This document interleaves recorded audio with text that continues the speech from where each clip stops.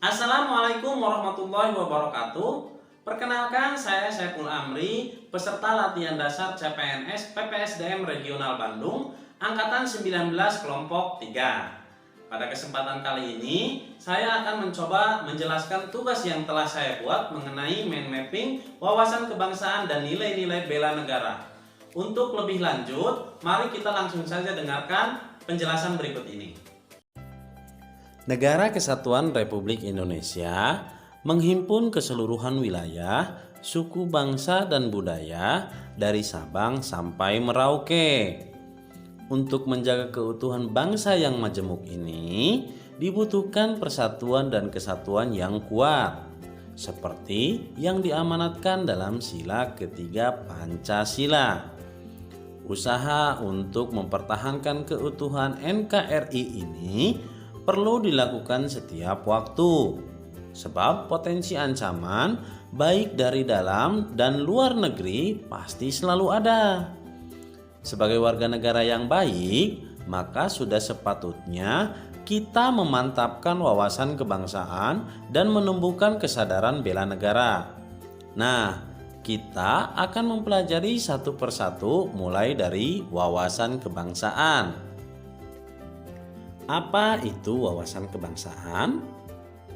Wawasan kebangsaan dapat diartikan sebagai cara pandang bangsa Indonesia dalam rangka mengelola kehidupan berbangsa dan bernegara yang dilandasi oleh jati diri bangsa dan kesadaran terhadap sistem nasional yang bersumber dari Pancasila, Undang-Undang Dasar 1945, NKRI, dan Bhinneka Tunggal Ika guna memecahkan berbagai persoalan yang dihadapi bangsa dan negara demi mencapai masyarakat yang aman, adil, makmur, dan sejahtera.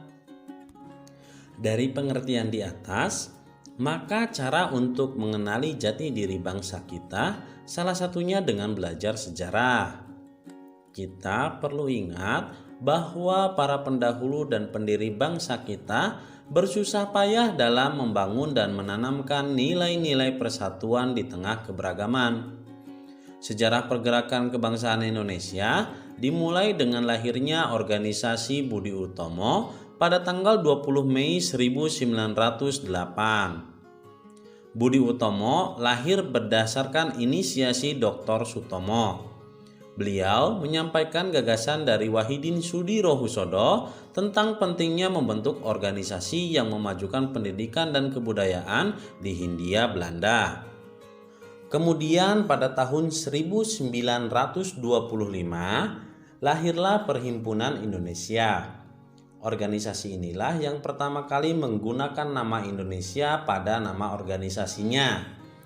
Perhimpunan Indonesia menjadi pelopor kemerdekaan bangsa Indonesia di kancah internasional.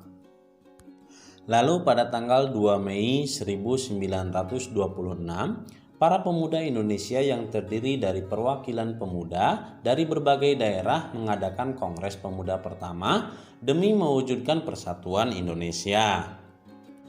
Puncaknya pada tanggal 28 Oktober 1928, para pemuda Indonesia menggelar Kongres Pemuda kedua sebagai lanjutan dari Kongres Pemuda pertama.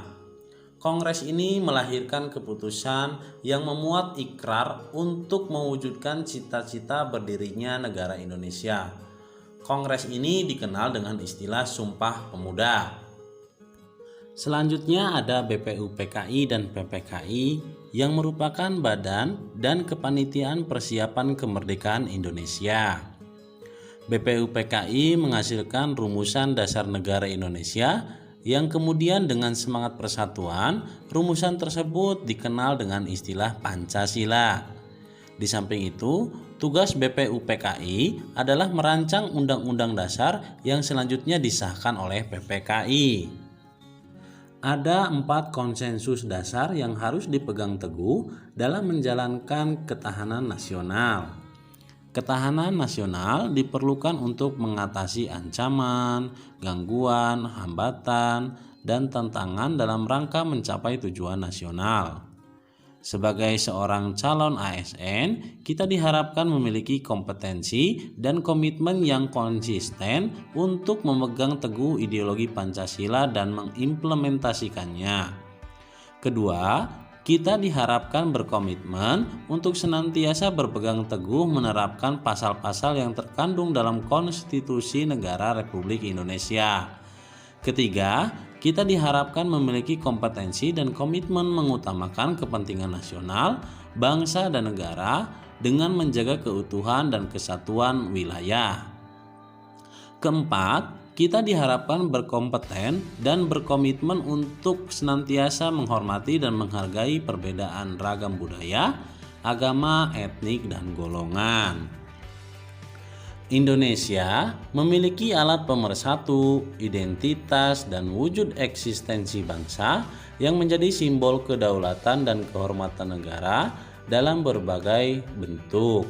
Di antaranya bendera Sangsaka Merah Putih, bahasa Indonesia, lambang Garuda Pancasila, dan lagu kebangsaan Indonesia Raya. Bendera, bahasa, lambang, dan lagu kebangsaan juga merupakan manifestasi kebudayaan yang berakar pada sejarah perjuangan dalam mewujudkan cita-cita bangsa dan negara kesatuan Republik Indonesia.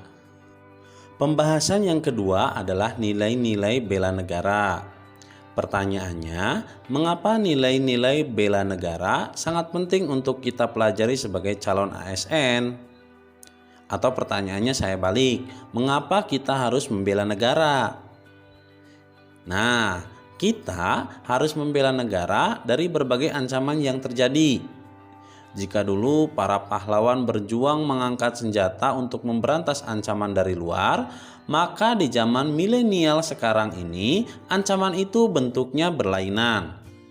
Seluruh aspek kehidupan berbangsa dan bernegara, baik itu aspek ideologi, politik, ekonomi, sosial budaya, pertahanan, dan keamanan akan selalu mendapatkan ancaman.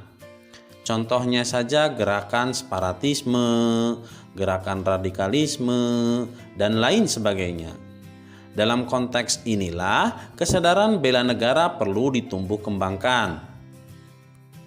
Definisi bela negara. Bela negara adalah tekad, sikap, dan perilaku serta tindakan warga negara baik secara perseorangan maupun kolektif dalam menjaga kedaulatan negara, keutuhan wilayah, dan keselamatan bangsa dan negara yang dijiwai oleh kecintaan kepada negara kesatuan Republik Indonesia. Ada 5 nilai-nilai dasar bela negara. Di antaranya cinta tanah air, sadar berbangsa dan bernegara, setia pada Pancasila sebagai ideologi negara, rela berkorban untuk bangsa dan negara, dan kemampuan awal bela negara. Selanjutnya, implementasi bela negara sebagai ASN. Di antaranya melakukan pengabdian dengan niat yang tulus, menjalankan tugas secara profesional, memegang teguh ideologi Pancasila, bersedia mengorbankan waktu, tenaga, dan pikirannya untuk kemajuan bangsa dan negara sesuai tugas dan fungsi masing-masing.